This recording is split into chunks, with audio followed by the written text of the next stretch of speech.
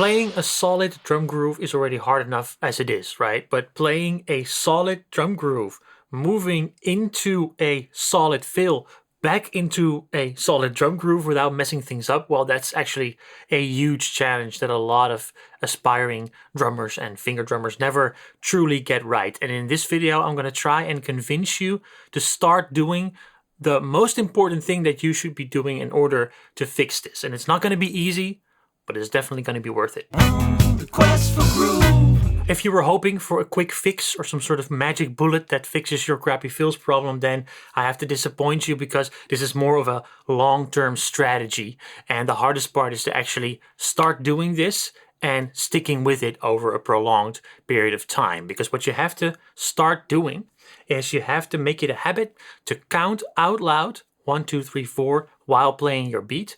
Keep counting while moving into the fill, and then keep counting while going back into your beat. And my former self, my younger self, would probably hear this advice and would think, okay, this is some amateur baby noob advice, right, for absolute beginners, because, you know, I'm an experienced musician, I'm already practicing with a metronome, and I'm pretty groovy, so this is not for me, right? And on top of that, I am not counting out loud, but I'm doing it in the back of my head, right? That's how I do things. It's how the pros do things. And yeah, I hate to break it to my younger self. What I found out in the years after I would think things like that is that if you cannot count out loud with your voice while playing, you're not actually counting in the back of your head or anything. You're not really doing it. There's just this illusion going on. And I'm going to try and explain what that is. So basically, you are playing a beat. And yes, there's something going on here in the back of your head, some sort of count that you're aware of. So that's good. But then a switch takes place, right? You're going into the fill, which means you're probably playing more notes. The sounds change. You're going from the snare to the toms, something like that. There's an event happening.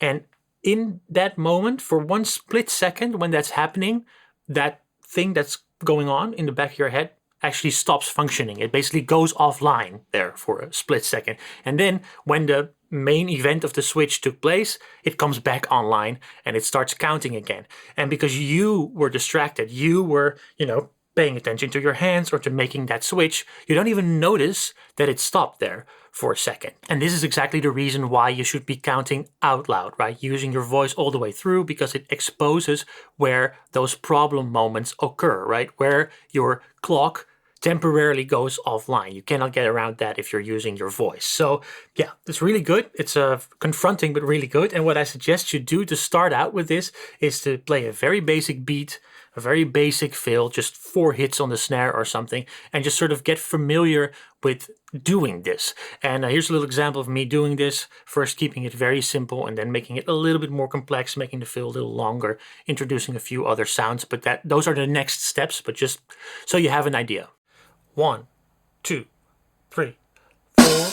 1, 2, 3, 4. 1, 2, 3, 4. 1, 2, 3, 4. 1, 2, 3, 4.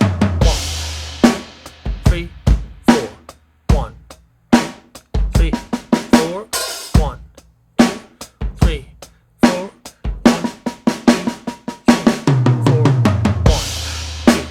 3, 4, 1. Now, some of you might be thinking, hey, but why not just use a metronome? Because that does the exact same thing that you just described, right? It counts all the way through and you can use it to glue things together.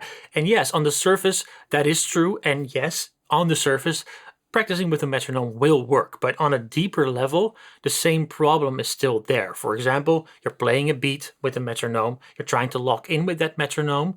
An event occurs, you have to switch from the beat into a fill.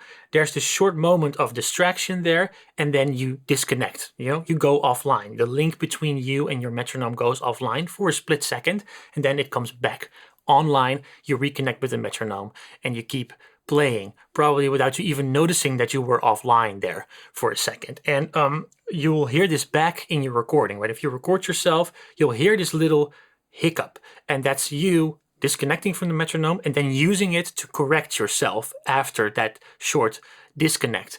So in a way, yes, working with a metronome definitely works, but it doesn't solve that real problem of smooth transitions between a beat and a fill and back. For that, you have to stay connected to your inner clock and the metronome at all times and not go offline for a split second, because that's exactly that problem moment that you'll hear back in your recordings.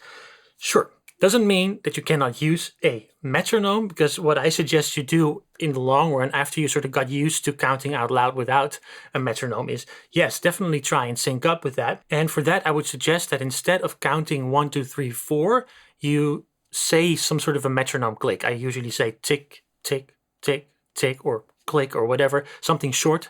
Tick, tick, tick, tick, tick, tick, tick, tick, tick, tick,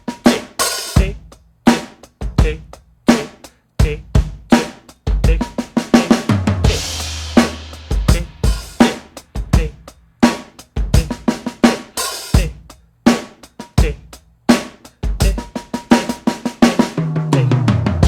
you do that instead of counting 1, 2, 3, 4, and then you can bring in a metronome, sync your voice to the click of that metronome, and then start doing the same thing. Now, as I said before, this is a long-term strategy. It's a marathon, not a sprint. So in order to keep this up and to keep doing this, I suggest you make it as easy for yourself as possible. And by that, I mean that you shouldn't make this the only thing you're practicing or anything. You should basically just do your stuff, play fun songs, play fun beats, maybe produce some music yourself and use Quantize or whatever, makes you happy. And every time you are playing, just give yourself a couple of minutes, sometimes 2 minutes is enough, to just do this, to count 1, 2, 3, 4, or whatever time signature you're in, count out loud, make that switch, seeing if you can get more comfortable doing this type of stuff, seeing if you can make sure that your clock never goes offline. And if you manage to do that, keep this up for a couple of months to a year, I can assure you, you'll be on your way to the flower store, buying a nice bouquet of flowers with a little card. You're going to write on that card, "Dear Robert, thank you so much for convincing me to start doing this. It actually wasn't that hard. It didn't cost me that much time, but now I'm a year in and my playing improved so much. My beats and my fills are so consistent, and that's all thanks to you. So thank you. And Merry Christmas." Here's another video that I did that's more or less in the same subject zone as what we talked about in this video. It's about an annoying pattern to clap while counting out loud, sort of giving you a little brain twister. It's also a great exercise to do that will also help you with this stuff in the future. I hope to see you soon in another video, maybe on questforgroove.com in a lesson or a course over there. Have a great day.